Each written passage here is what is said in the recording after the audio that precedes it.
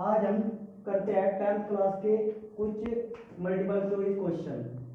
जैसे कि पहला क्वेश्चन इस प्रकार है, निम्नलिखित में शांत संख्या है। तो भाई हमें देखना कि निम्नलिखित में कौन सी संख्या शांत है। तो पहले 22/7 है।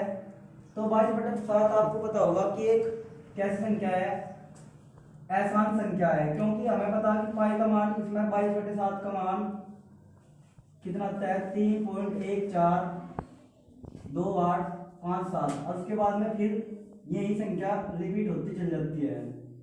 तो डैश डैश डैश ऐसे ही। तो ये तो शांत संख्या होने के लिए, शांत संख्या होने के लिए हमें क्या पता कि शांत होने के लिए ये संख्या पूरी पूरी कट जानी चाहिए, जो कि ये पूरी पूरी नहीं कटती। तो 22/7 शांत हो नहीं सकता, इसलिए 22/7 एक क्या संख्या है, अशांत। उसके बाद आई 3/15। अब आप 3/15 को देखोगे 3/15 का मतलब है, अगर मैं 3 से 15 को काटूं तो 3 पंजे 15 बराबर कितना होगा 1/5। और आप सभी को पता है अगर कोई संख्या शांत है तो उसका जो हर है वो 2 की घात m और 5 की घात m के रूप का होना चाहिए, ठीक है ना। तो यहाँ पे देखो यानी कि 5 आ रहा, 2 या 5 में से अगर एक भी संख्या है तो वो संख्या शांत होगी। दूसरी बात आपको पता भी होगा, पॉइंट तक कितने बार कटेगा 0.2 बार, 5 से 1 कितने बार कटेगा 0.2। तो हमारी जो शांत संख्या होगी वो 3/15 होगी, ठीक है ना। उसके बाद बस अब हमें विकल्प चेक करने की जरूरत ही नहीं पड़ने की, क्योंकि जब हमारी एक संख्या शांत होगी, अब ये तो है नहीं कि सारी शांत होगी, ठीक है ना। पहला क्वेश्चन 3/15। दूसरा क्वेश्चन है कि 1 से 20 तक की सम संख्याओं का योग होगा। अच्छा बच्चों, जब कभी भी ऐसा क्वेश्चन आपको पहले साल के पेपर में देखने को मिला था कि 1 से 20 तक की संख्याओं का औसत होगा, ऐसे ही। तो हम देखेंगे जब भी पहले सम संख्याओं का योग कराएंगे, योग कैसे पता करेंगे। देखो अगर मैं आपको योग बता, जैसे किसी ने कहा आपको 2 संख्याओं का योग बताना सम संख्या होगा, तो हमने देखा पहली सम संख्या कितनी है 2, उसके बाद दूसरी सम संख्या कितनी है 4। अगर मैं आपके सामने इन्हीं का योग करूं तो देखो कैसा होगा, 2 + 4 बराबर कितना होगा 6 होगा। अब हमने देखा ये संख्या है कितनी, हमने कहा ये संख्या 2 है, 1 और 2। तो ध्यान रखना जितनी भी संख्या होगी, जैसे कि हमने कहा 2 है, अभी जैसे नेक्स्ट लिख रहा मैं 2 + 4 + 6, तीनों सम संख्या है, जोड़ा तो 6 और 6 12 होगा। अब लॉजिक क्या है इसमें, ये देखना कि 1 और 2 कितनी संख्या है, n बराबर मान लो, नंबर हमने 2 मान लिया तो 2, और इस तरह एक फालतू की गुणा करो उसमें 2, तो 2 से अगला नंबर क्या होगा 3, तो 2 × 6। तो इस तरह हम सम संख्याओं का योग निकाल सके। जैसे कि इसमें कहा कि 2 + 4 + 6 बराबर कितना है 12। तो दूसरा तरीका हमारा कितना है कि नंबर कितने हैं, गिनो 1 2 3, तो हमने कहा 3, और अगली संख्या क्या होगी 3 से अगली संख्या 4, तो 3 × 4 12। तो देखो इस तरह हमारा योग 12 ही आ जाता है। मान लो हमें अब किस तरह करना, 2 + 4 + 6 + 8, यानी हमारी जो संख्या आई तो यहाँ तक का 12 को था, 12 8 20, 12 8 20, हमारा योग कितना आएगा 20। तो अगर मैं बात करूं 20 और नंबर कितने हमारे 1 2 3 4, नंबर कितना आ गया भाई 4, तो 4 और अगली संख्या क्या होगी 5, तो 4 × 5 = 20। तो ये बात अब हमारे लिए बिल्कुल प्रूव होगी, इस बात सिद्ध होगी कि अगर ऐसी संख्या आती है तो उनका योग हम बिल्कुल आसानी से इस तरह निकाल सकते हैं। अभी ने कहा था क्या, इसने कहा था कि 1 से 20 तक की सम संख्याओं का योगफल बताओ। तो आप ही बताओ 1 से 20 तक की संख्या हमें बता सबको बता कि 10 तक हमारी 5 सम संख्या हो और 5 ही विषम हो, 20 तक इस हिसाब से 10 सम होगी और 10 ही विषम होगी, ठीक है ना। तो हमने कहा 1 से 20 तक की संख्या हमारे पास कितनी संख्या होगी 10। तो हमें नंबर बताना चाहो बस कितने हैं, n बराबर 10, कोई दिक्कत, n बराबर 10 है। और हमें पता, मैंने आपको बताया अगर 10 है तो उसका नेक्स्ट नंबर 10 और गुणा 11, तो ये उनका संख्या होगा क्या आ जाएगा योग आ जाएगा, जो मैंने आपको बताया था। तो 11 और धाम कितना होगा 110, तो 110 आपका आंसर सी ऑप्शन 110। 2 क्वेश्चन हो गए। तीसरा क्वेश्चन है, तीसरा क्वेश्चन देखो दोबारा से देखेंगे भाई कि अगर 20 तक की, इन्हें 20 तक सम संख्या पूछा, क्या पूछा सम, हमें पता 20 तक सम संख्या 10 सम होगी और 10 विषम, ठीक है ना। सम संख्या मतलब 2 4 6 8, ये तो होती है सम संख्याएं। और 1 3 5 7 9 ऐसी होती है विषम संख्या। तो आप ही बता दो 20 तक कितनी सम आओगी 10 और 10 ये आओगी विषम। तो 20 तक हमने देखा सम संख्या 10 आओगी, नंबर हो यानी कि सम संख्या होगी कितना होंगे 10। हमें योग करना तो 10 तक की संख्या 11, तो 11 धाम 110 और 110 हमारा आंसर ठीक है ना। उसके बाद आप देखो इसने कहा कि 1 से 30 तक की विषम संख्याओं का औसत होगा। तो इसी तरह हमें औसत पूछ लिया, औसत हो क्या, जैसे कि हमने कहा कि 1 3 5 और भाई 6 4 ले लो। तो हमने देखा औसत क्या हो, यानी कि 1 और 3 4 4 5 9 9 और 4 13 13 और हमने ले लिया 13 5 18 18 होगा। और कितनी संख्या होगी ये 1 2 3 4 5 1 2 3 4 5। अगर हमने जोड़ा औसत क्या हो कि पदों का योग जितने भी हमारे पद है, कितने पद है मतलब कितने नंबर है 1 2 3 4 5 पद है, तो पदों का योग औसत हमारा क्या हुआ है औसत। औसत का ही आपका दूसरा नाम है माध्य, समांतर माध्य। समांतर माध्य भी क्या हुआ है औसत है। तो पदों का योग बटे पदों की संख्या, यू हमारा औसत का फॉर्मूला होता है। क्या फॉर्मूला होता है औसत का पदों का योग। तो पदों को अगर मैं जोड़ूं तो पद कितने बनेंगे 1 + 3 + 5 + 4 + 5, ठीक है ना। तो 1 और 3 4 4 5 9 9 4 13 13 5 18 18 की संख्या कितनी है पदों की संख्या 1 2 3 4 5 तो 5, तो 18/5। दूसरी बात हाँ, अगर देखो ये 5 से आगा, अगर कोई संख्या 5 से कट रही, जैसे कि हमने कहा बटे में कितना आगा 5 और आपको 5 से भाग देना, तो क्या करना क्या है, अगर कभी भी 5 आ जाए बटे में तो पहली संख्या का डबल कर दो। डबल कैसे, जरा 18 का दूना 36 और पीछे से आप 1 दशमलव लगा दोगे, ठीक है ना। तो इसका आंसर औसत आगा यानी कि 3.6।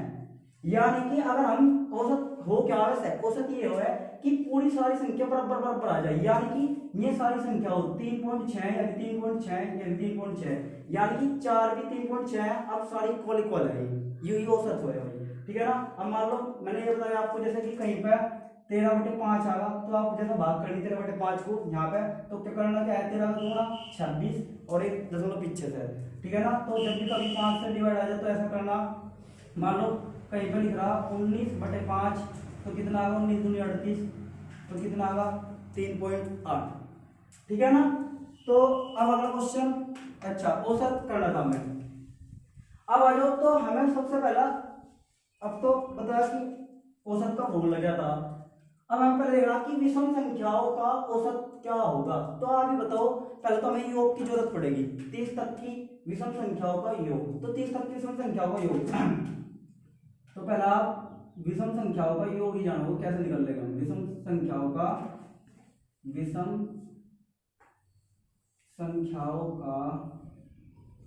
योग कैसे निकाल लेंगे, देखो विषम संख्या का योग निकालने का नाम तो पहले मैं सबसे पहली विषम संख्या 1, उसके बाद में 3। अगर मैं पहली दो विषम संख्याओं को जोड़ूं तो देखो आंसर कितना होगा 3 और 1 4, ठीक है ना भाई। अगली मैं विषम संख्या जोड़ूं 1 + 3 + 5 तो कितना 5, तो 1 और 3 4 और 5 9। उस तक मैं विषम संख्या जोड़ूं तो 1 + 3 + 5 + 7 तो 9 तो यहाँ भी थी और 9 और 7 16। तो अगर आप गौर से देखोगे यहाँ पे कितने नंबर है, नंबर गिनो कितने हैं नंबर 1 और 2, यहाँ पे कितने हैं 1 2 3, तो संख्या कितनी है मतलब 3। यहाँ पे कितनी है संख्या 1 2 3 4, संख्या कितनी है यहाँ पे 4। तो अगर आप इसका वर्ग करो, इसी का ही वर्ग कर दो तो 2 का वर्ग 4, देखो वही हो गया क्या। यहाँ पे कितनी संख्या है 3, तो 3 का वर्ग 3 3 9, देखो वही हो गया क्या। उसके बाद में 4 4 का वर्ग 16, यानी कि इसका मतलब आपको अगर कभी भी विषम संख्याओं का योग निकालना हो तो जितनी भी आपकी संख्या होगी, जितनी भी आपकी संख्या होगी उसी संख्या का हम अगर स्क्वायर कर दे मतलब वर्ग कर दे तो वही उन संख्याओं का योग होगा। अब देखो आप जैसे कि हमने कहा कि क्या कहा भाई इसमें 1 से 30 तक की विषम संख्याओं का औसत होगा। तो आपको पता होना चाहिए कि 1 से 30 तक की हमारी 15 ही सम संख्या होगी और 15 ही विषम संख्या होगी। तो हमें पता चला कि नंबर ऑफ विषम संख्या की विषम संख्या कितनी है 15 विषम संख्या है। 30 तक कितनी विषम संख्या है? 30 तक विषम संख्या कितनी है भाई? n बराबर 15 है। अब मैंने बताया कि इसी का अगर मैं स्क्वायर कर दूं तो 15 गुणा 15 ये हमारी क्या होगी?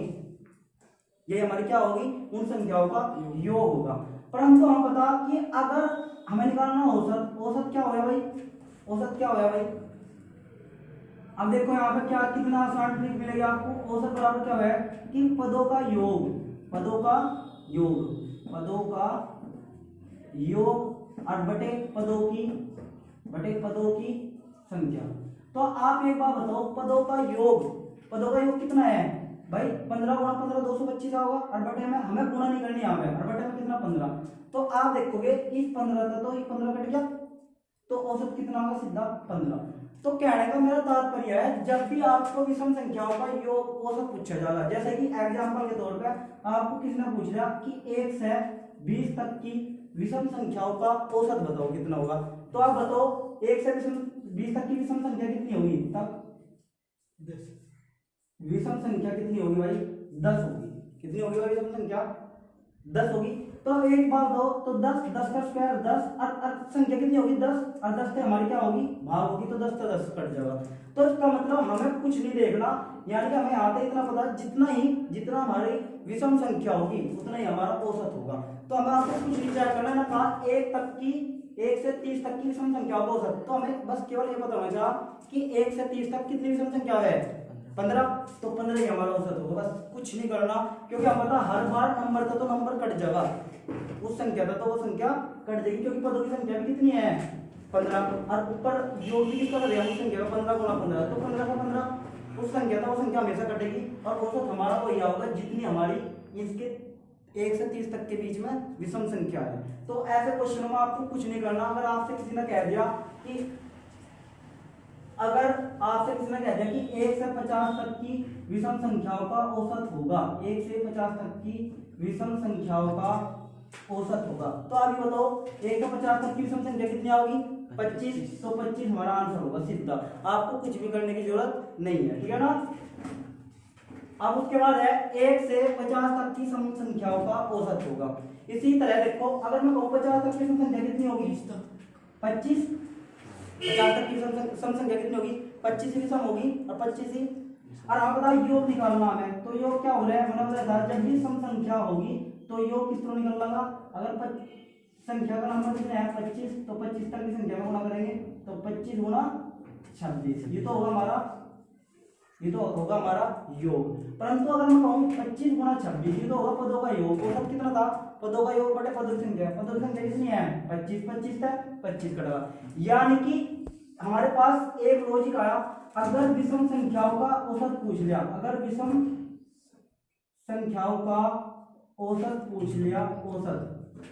तो कितनी होगा औसत? तो औसत वही संख्या होगी, जितनी की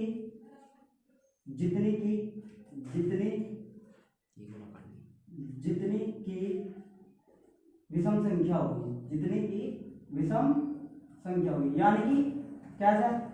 यदि भाई ना कहा 1 से 50 तक विषम संख्याओं का औसत, तो ना देखा 1 से 50 तक विषम संख्या कितनी होगी? 1 से 50 तक विषम संख्या 25 होगी, तो औसत कितना होगा हमारा? 25 ही होगा।